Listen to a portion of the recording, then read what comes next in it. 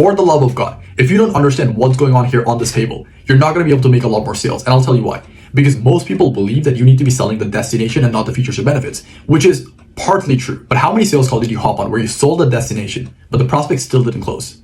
And I'll tell you why that happens. So Apple sells status and not iPhones or technology. McDonald's sell happiness and not fries or burgers or whatever. Amazon, which this book's from Amazon, I don't have a box. Amazon sells convenience and not products, right? And on a sales call, you're not just selling the destination, because if you are, you're not going to be closing a lot of deals. And I'll tell you why. Let's imagine there are 3 people and their destination, their end goal is wanting to be a lot more jacked. They want to build muscle. Let's say person 1 believes that to build muscle, you need to go to the gym and work out.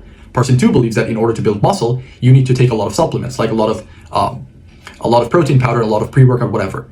Person 3 believes that in order to build muscle, you need to take steroids. If all of their end goals are the same, their destination where they want to get jacked, but you're only selling fitness training where you're going to help them go to the gym and work out and build muscle, then you're only going to be selling to person number 1 and not person 2 and 3, because that's person number 1's buying criteria. Their buying criteria is that they want to go to the gym to build muscle. Person 2 and 3 believes that you need to either take supplements or you need to take steroids to build muscle. So you can promise them the destination, you can promise them the end goal of building muscle, but if you're not going to help them build muscle and get to their destination with their buying criteria, then they're not going to buy from you. And that is exactly why on your sales calls, if you're trying to just sell the destination without the prospect's buying criteria, you're not going to be closing the deal. And I'll give you another example. If you are talking to a business owner who wants to get to $30,000 per month, that's his goal, that's his destination. But he doesn't want to do any cold calling, he wants to get there by running ads. He wants a lot of one-to-one support and not a lot of group support.